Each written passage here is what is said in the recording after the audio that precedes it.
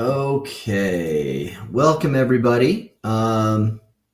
This is the second part of the protective services pathway. So this is introduction to corrections. And so we're going to be going over quite a bit about the law, quite a bit about all kinds of stuff going into like corrections, the legal system, more looking at all of those kind of in place. So just so you're aware, this lesson is being recorded for learning purposes. Oh yeah, my thing keeps fluttering, so I apologize about that. Remember, just our classroom expectations here. Make sure you're following along with the Nearpod lesson, using the chat tool respectfully and appropriately, and then also responding to questions and instructions the first time. Okay, I think most of you guys already know me. This is a little bit about me. This is me, and I'm married to my wife, Christy, almost 15 years. And then we have 3 kids, Brooklyn, Kaysen, and Kaylor. And you can see their characters right there. What we're going to go over today, we're going to go over what we call the history of law. But before I do that, I'm going to jump into the course. Hopefully you've already taken a course like this for me. We're going to be doing basically the same format as we did before, where we have the class announcements that will be on this page, and then we will I'll post the class recording here, okay? And just same thing as we pop into the calendar. Live class will be every Thursday at 3:15. We have spring break that's coming up, as you can see here. And then you also have, after the live class, you have about a week, a little bit longer during spring break to be able to complete everything. The block 4 ends the last, or block 4 and the end of the school year, right? Ends at the end of May. If you are a part-time student or a senior, or you're graduating early, you need to be done probably about the first part of May. So you're going to need to get kind of these things done faster. But hey, one last push and then you'd be done if you're graduating, or if you're a part-time student, you have that as well. Okay, as we're going to look here under content, this is what we'll be going over. The history of law. We're going to talk about the Bill of Rights. We're going to talk about civil versus criminal law inside the courts, and then law as a career. And that will end us for this this course here. So today we just have, or this week we have a quiz that we'll be going over that's going to be on the content. I'm going to be going over that quiz at the very end of class. So if you stick with me here, you'll get some good insight on what you need to add. Okay, so the history of law. Okay, our lesson objective is, given a quiz in the OLS, students will accurately answer multiple choice questions about the history of law and changes throughout time with 80% accuracy across one trial. So we'll talk about the history of law, history and law in the United States, because the law is an aspect of human society, right? We've talked about law before in the other class of how law changes over time, depending upon basically what's out there right now, what's culturally acceptable, what politically is acceptable. And it's always shaped by history of the society in which it develops. We know that law in the United States was influenced by systems in English common law in Europe. So that's where we took a lot of our things from. And the signing of the U.S. Constitution, which outlines the function and the structure of the United States government. But what other historical developments have impacted U.S. law? So let's kind of talk about these. So some key vocabulary words that you're going to need to know a little bit for your quiz and for things like that, okay? The first one is amendment, okay? An amendment is a change to the U.S. Constitution, okay? A change to the U.S. Constitution. The next one's bias. A bias is an unfair tendency to favor one side of an argument over another. Now, it doesn't matter who we are. We all have biases, okay? Just because of how we grew up, how we were raised, what perspective we have, what leanings we have politically, how our parents raised us, how we feel about certain things. We're going to have biases in one way or another. So knowing that we all have biases and accepting that we have biases is kind of a good step of how to be kind of a good judge when we're looking kind of at the law and of things going forward. The next one's called the Bill of Rights. The Bill of Rights is the first 10 amendments to the U.S. Constitution. The next one we're going to talk about is the doctrine of preemption. I'm sorry. Basically what that is the idea that gives federal law supremacy over state law in cases that the two conflict. So basically you got to think of this as an umbrella, okay? The United States of America is their law is the doctrine of preemption. Basically means that anything that's under this umbrella goes. If a state were to go, like the state of Utah that we're in, if they were to say, hey, we're going to make a law and it's different from the federal law trumps or basically is superior to that law, and the state law is not recognized. Okay. So state legislatures can't go and change federally what things are. Okay. And that helps us be united under one, right? One kind of banner there. But there is conflicts there, right? And they do kind of go up there. So for example, I'm going to take the example of marijuana, right? So marijuana has been federally illegal, but states are making them now legal. Okay, so there is a change there, right? And a lot of states are kind of doing it, and they're almost saying, you need to change the federal law now in order to make them legal because other states are. And so that's a way to kind of push that cultural thing and changing the law and stuff like that, okay? So kind of interesting there. The other one that we're going to be talking about is women's suffrage, okay? The historical movement that culminated in the ratification of the 19th Amendment. You want to probably think of this, the 19th Amendment, write that down because that might be in your quiz. Women's suffrage is something that led to other things, right? More rights for different groups, different minority groups, that kind of stuff. So that's a big historical point we'll be talking about. Okay, so I'm going to have you guys take a second. I'm going to mute myself real quick. Take a second on your end. Hopefully we get, if you weren't able to jump into the Nearpod, you can do it right now. But a little fill in the blank to help you remember what each of those are. And I'll go over those in just a second.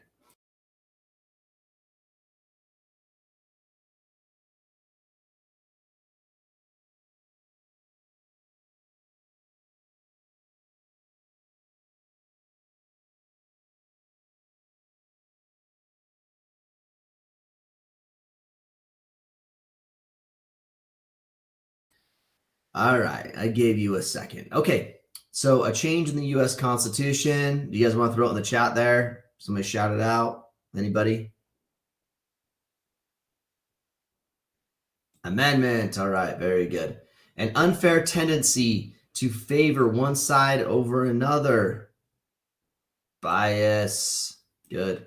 Okay, the first 10 amendments in the U.S. Constitution is Bill of Rights.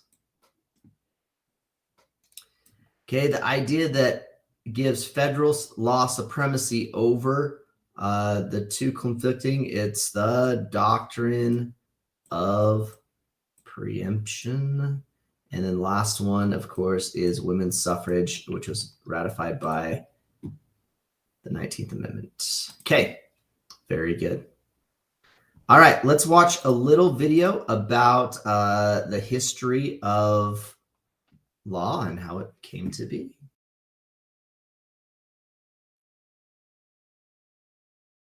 What is law? As students of the law, when we want to define a particular legal term, there are a few sources we can legitimately look to. As with other subjects, let's start with the dictionary. When we want to define a legal term, we will look to Black's Law Dictionary. This is an important tool for attorneys and law students. This dictionary serves as the leading standard authority for defining legal terms and has been published since 1891. Black's defines law as that which is laid down, ordained, or established. It's important to note that although Black's Law Dictionary is a helpful tool, it is not itself law. The United States Supreme Court plays the final controlling role in defining legal terms. Through the case of United States Fidelity and Guarantee Company versus Gunther, the Supreme Court states that law, in its generic sense, is a body of rules of action or conduct prescribed by controlling authority and having binding legal force. This is a reliable and thorough definition of the law, but there are many accepted definitions for what constitutes law. Generally speaking, laws are rules that the people in a society believe are important enough for the society to enforce. Law comes from an organized government, but our laws are designed so that they typically reflect what the majority of the people feel is just or right.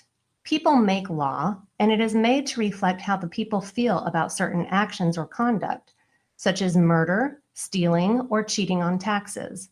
There is a purposeful and strong connection between law and that society's morality. This is a theme you will see often in business law and also throughout all other areas of the law. So where does law come from? In America, our law system came from Great Britain. The settlers of the original 13 colonies came from Europe, and they brought with them their own set of rules and principles to be used in their new society. The English common law was the system of law in England at that time and was quickly adopted throughout the colonies. The English common law is rooted in centuries of English history. Much of the common law was formed in the years between the Norman conquest of England in the early 11th century and the settlement of the American colonies in the early 17th century. The English common law is based on a cultural system of settling disputes through local custom. The early tribes of England each held their own set of customs, but this system became increasingly formalized as those early tribal peoples came together and organized. These ancient customs are the basic principles that eventually became part of the American system of justice. Under English common law, disputes between two parties were handled on a case-by-case basis. However, the decision-maker did not act without guidance. The decision-maker was required to look to similar, previously decided cases and use those established guidelines and traditions. The customs of England were built upon and expanded for centuries, all through court decisions. By carrying forward and preserving these customs, the courts assured that the law was truly common to all. For example, imagine that Smith and Jones own land adjacent to one another. Smith intends to build a barn on his own land, near his border with Jones. However, Smith inadvertently builds his barn on Jones's land. Jones claims ownership of the barn, and the two end up arguing their positions in court. Let's say the court decides that Smith owns the barn that he built, and he now also owns that small portion of land that the barn occupies. This would now be the rule to be applied for all of those cases coming after Smith and Jones. From that moment forward, all landowners must be careful not to allow others to build permanent fixtures on their land. Otherwise, the rule now states, they could lose ownership of that portion of their land. Scenarios like this created a gradual development of an extensive system of laws, even though these rules were mostly unwritten at that time. Shortly before the American Revolution in the last half of the 18th century, Sir William Blackstone published Commentaries on the Laws of England as a complete overview of the English common law.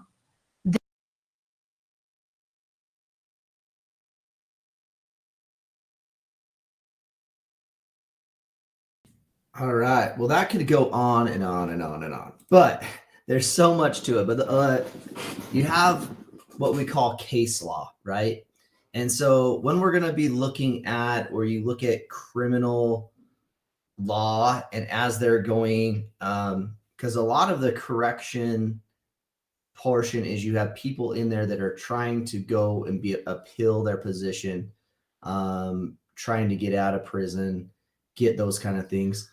So you got to look at case law and how those kind of came into effect. Okay, so we already talked about an amendment. One way we can understand the evolution of the law in the United States is to examine how the Constitution has changed over the years. The process of changing the Constitution is a long and arduous, but when it is successful, an amendment or change is added to the Constitution. For an example, as the Constitution was in process being ratified by the 13 colonies, the framers added 10 amendments to the document. These 10 amendments are known as the Bill of Rights, okay?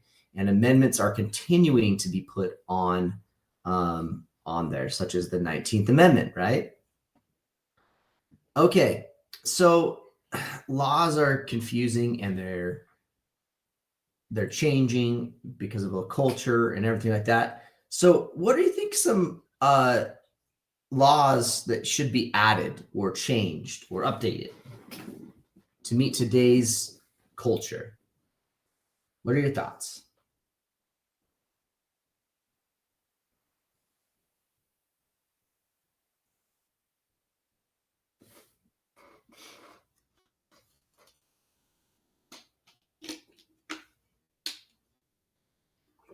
Oh, it's making me approve them. Hold on.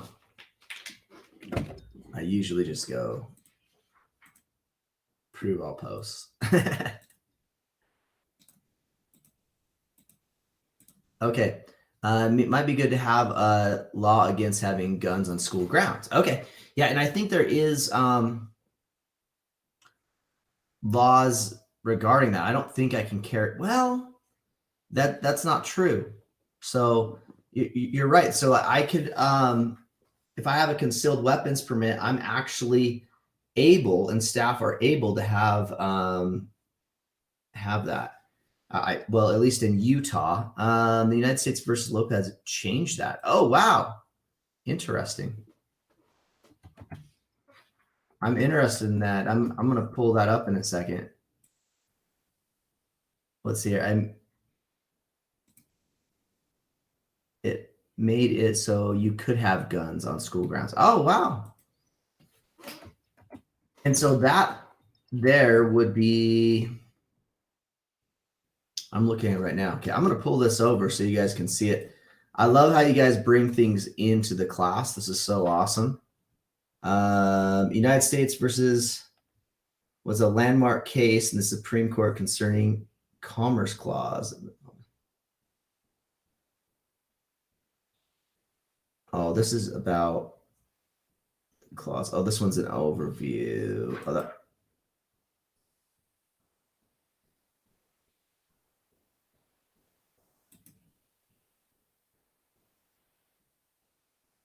gun possession is not an economic activity that has an impact on interstate commerce, whether direct or indirect. So the federal government cannot base a law to prohibit possession near schools or commerce. Okay. Interesting. So yeah, so those are things. So this was actually decided in 1995, right, by the U.S. Supreme Court. So if you're wanting to change something where laws, so basically you can't have, what is it, guns near schools. I still think private places, right? Like private, I know like churches and stuff like that. they can say, you can't have guns on the property. But yeah, I'm sorry, my mouse is a little glitchy today, so I apologize about that. Just the way it is. Okay, let me see here. I'm not sure. Probably take away the gay panic defense. Okay. Take away the trans panic defense. Okay. Yeah, so I think that's something that's culturally that's coming up, right? Is what about rights for these people, that kind of stuff, right? And so that's something that's culturally that's kind of changing, and stuff like that. Another one is, we already talked about a little bit before, is kind of like marijuana, right? Like, I'm not proposing yes it should be or no it shouldn't be. I'm just saying that's something that's culturally that's in the that's coming out that the laws may change, right? So anyways, it's just kind of interesting how things change over time. And then if you go to the whole marijuana thing, it's like, well, what about all the people back in the past that committed stuff and are in prison for distribution of marijuana? Do we get to expunge all their records and let them out? Okay. I don't know, right? I mean, there's some moral kind of, how does this work, right? And how does it fit into society and stuff like that? Yeah, during the time they did it, it was illegal. So yeah, I mean, you could say that. You could make an argument there. Yeah, selling without a license, yeah. So I think there's just a lot of ways to kind of look at things, and nothing is set in stone, right? Everything's almost subjective, and it changes because people change, right? We all change. Okay. Yeah, you're never going to be 100% right or wrong. Yeah, it's true. Okay, so let's talk about the 19th Amendment real quick, because this was a kind of a breakthrough change in the way we started looking at things, at rights and everything. So in 1848, Elizabeth Cady Stanton and Loretta Mott organized the first women's right convention at Siena Falls. Okay, so you might want to think of Siena Falls. That's probably one of our questions here. 1868, an amendment to grant women's rights to vote is proposed in the Senate, but ultimately failed to pass. In 1882, the Senate created a select committee of women's suffrage, and in 1912, nine states passed laws allowing women to vote. And in 1920, the 19th Amendment, the U.S. Constitution is passed, allowing all citizens, regardless of their gender, to vote. Okay. What is the purpose of a select committee? Very good question. So a select committee is what they do is when they want to research something. So for example, in the state of Utah, there was a select committee that the legislatures went and put experts on and legislators and stuff like that to research the Great Salt Lake and the impact of not having water in there. And so that's something that's been big that's coming out saying, what are the harmful effects of not having water in there, right? Because, they're actually talked about, like, if it were to dry all up and the dust ball that would come through here and the amount of, like, disease and stuff it would cause would be actually tremendous. So that's what they do. They said select committee. So they were researching it. And then these researchers come back and say, hey, this is what we found. This is our recommendation, right? And so that's what a select committee does. Very good question there. Yeah, no problem. Okay, so let's talk about just kind of current culture a little bit. So here's something that's going on and it's evolving. And whether you think it's good or bad, that's kind of thing. But in 1993, the Family Medical Leave Act was passed in Washington, D.C. This act remains in effect today and guarantees certain employees unpaid leave during a family emergency. In these cases, employees' jobs are protected. They will not lose their jobs, but they do not receive any income during these times that are there away caring for their family. So for example, citizens have the rights of their opinions about, like, maternity leave and other issues that are important to them in the three main ways. When they vote in the elected officials, writing to Congress and speaking directly, and instigating a lawsuit based on constitutional rights. So one of the things that was kind of put in was, hey, a lot of women are going on maternity leave, right? Because if you have a baby, you got to have a baby, right? And they're losing their job. They were losing their jobs because of it, right? So they've done this, and they've actually stepped it up where sometimes this is paid now. Sometimes they have both genders. Like I think my brother, he had 8 weeks off when his baby was born. 8 weeks paid family medical leave, right? Now, is that going too much, right? Or is that good, right? Yeah, somebody said my mom never got maternity. Yeah, I mean, so I think it's a good thing. And it's just kind of things what you think of the aspect of government is, right? Is it to help people? Is it to, whatever you feel like it is? But culture is changing and stuff like that. So, all right. So that takes us to the end of what we're talking about today, but let's go over the quiz real quick, okay? Okay, somebody said, don't you still risk your job, though, if you make your boss unhappy by insisting they follow through with this act when they don't want to? Yes, that's where the lawsuits kind of come into play, right? But the problem is there's like a lot of employers are what's called at will. So they can say, nope, it wasn't because they were having a baby because we fired them. It was because of this, right? So, but employers do have the risk if it's right during that time, that's not good, right? So, there's been a lot of lawsuits about that. And so that's why they're actually giving paid leave sometimes, is because these kind of litigation is coming throughout up through the system. So pretty interesting stuff. Okay. All right, let's go over these questions real quick. 10 questions. Which constitutional amendment passed directly attributed to the rise of feminism in America? Let me do this too. I forgot. I actually learned how to unlock these. I know at a time I wasn't able to, but there we go. All of those are turned on now, so you can go back and look in this Nearpod and go wherever you want. Okay, so which amendment? We talked about that quite a bit. Imagine that a movement began to allow voting in federal elections, okay, as for people as young as 17. What would this be an expansion of? Okay, let's think of that real quick. And I want to make sure I give you the right hint, because I'm pretty sure I know which one it is, but I'm not 100%.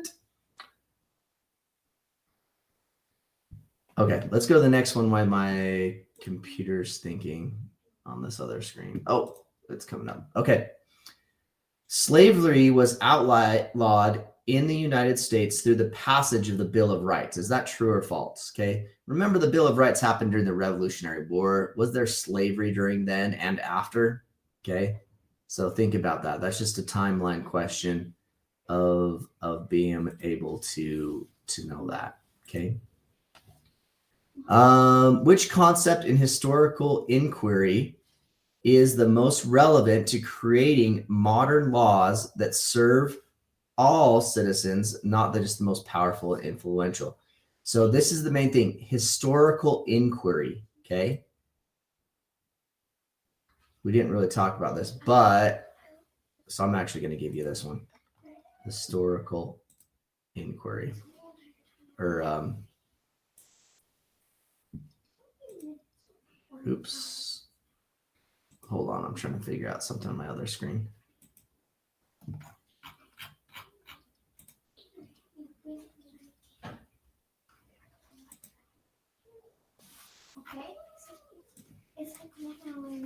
Oh, dang.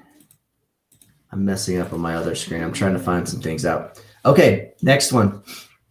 What role of Siena Falls hold in American history? Remember, we talked about that during the women's suffrage. portion, okay? When historians discuss changes in the American Constitution over the years, what term or phrase would they use? Remember, what is the definition of a change to the Constitution? Okay. And you're right, Abra. Yes. The one that I clicked on right there. Okay. What is the best summary of the status of paid maternity leave policy in the United States? Okay. While some laws grant it, generally the United States lags far behind the rest of the world. The United States is the world leader in pushing maternity leave, right? Women are granted federal paid leave across the United States. Is it paid? Okay. Federal laws grant family leave to both men and women. Okay. So that's something you'll want to, let me get back into my thing. Hold on. Sorry, I need to be more prepared here. I forgot I was going to do this.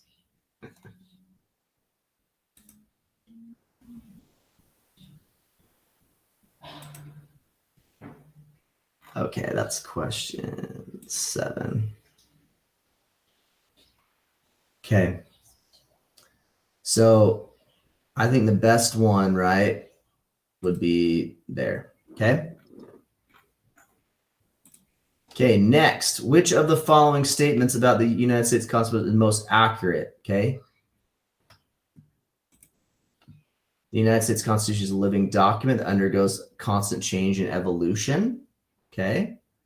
The vast majority of the proposed amendments ended up being ratified. There's tons of amendments that are always being filed. The Constitution can be changed, but it's difficult and rarely happens. So we don't have very many amendments. Okay, so I would look into that one. American citizens have power to change the Constitution. No, that's not right. Okay, so think about that one. I kind of talked to you about that one. Okay.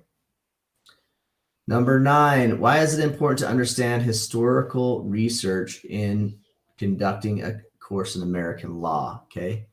Now think of all the video we watched and how things are there. But remember the American legal system is shaped by what? Right? We talked about it up here in histography, right?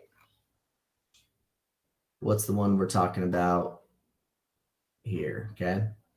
Just your hint.